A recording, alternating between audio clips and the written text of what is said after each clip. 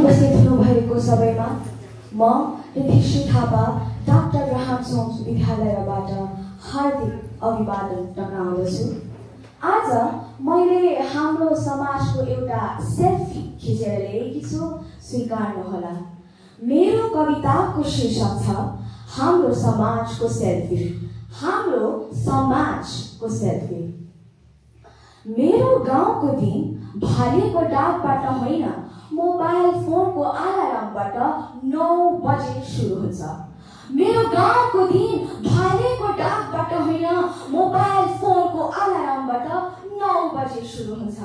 ठुला बडालाई चरण स्पर्श र ढोक गरेर होइन, गुड मर्निङ रेडिमेड फोटो र इमोजी पठाएर सुरु हुन्छ। गाउँमा आरती घन्टी र शङ्खको मधुर ध्वनि सुनिँदैन आजकल। गाउँमा आरती घन्टी र शङ्खको मधुर ध्वनि सुनिँदैन आजकल। ब्लुटुथबाट स्तोत्र र भजनहरू बजाएर आमा बिहान पूजा गर्छिन्। बुवा गाई बाख्रा र गोठको धन्दापात गर्दैनन्। बुवा गाई बाख्रा र गोठको धन्दापात गर्दैनन्, गोबर सोर्दैनन्। बिहानै उठेर उनी जर्मन शेपर्डको गुहुसो गर्छन् अनि त्यसलाई मर्निङ वकमा लान्छन्। छोराछोरीलाई लोन खोलेर भए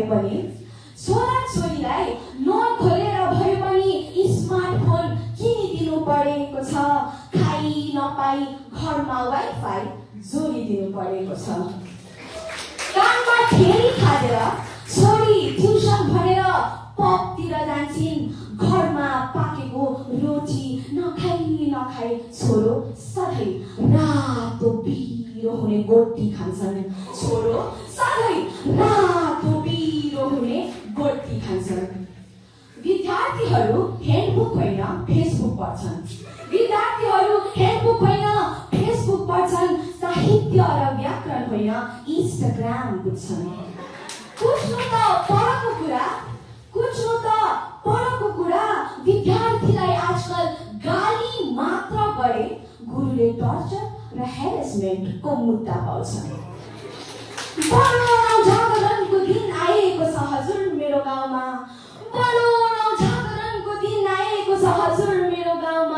घरै पछि ब्लगर र कन्टेन्ट क्रिएटर जन्मेका छन्। भान्सा कोठा र घरको क्षतिपति देखाएर केही छैन। बुढा आमा बुवा र सासु ससुरालाई नचाएर केही छैन। एउटा फुल फुल्दा पनि भिडियो बनाउनु परेछ। घरमा गुन्द्रुक पाक्दा समेत सार्वजनिक गर्नु परेछ। पसिना र परिश्रमको दुजुकबाट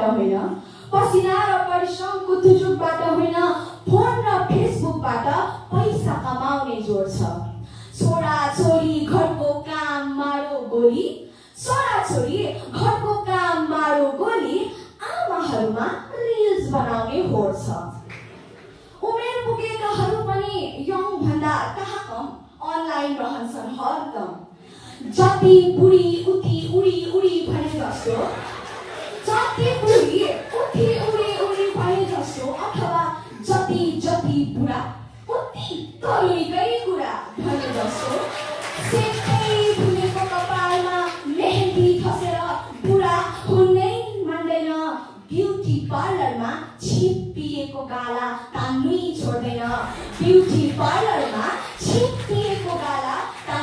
छोड्दैन। यस्तै छ है हजुर हाम्रो समाजको सेल्फी। उकालो हो कि ओह्रालो लागेको मृगको गति। हे ईश्वर बिन्ती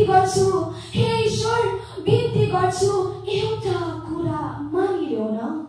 हाम्रो समाजलाई सद्बुद्धि दिन एउटा एप्स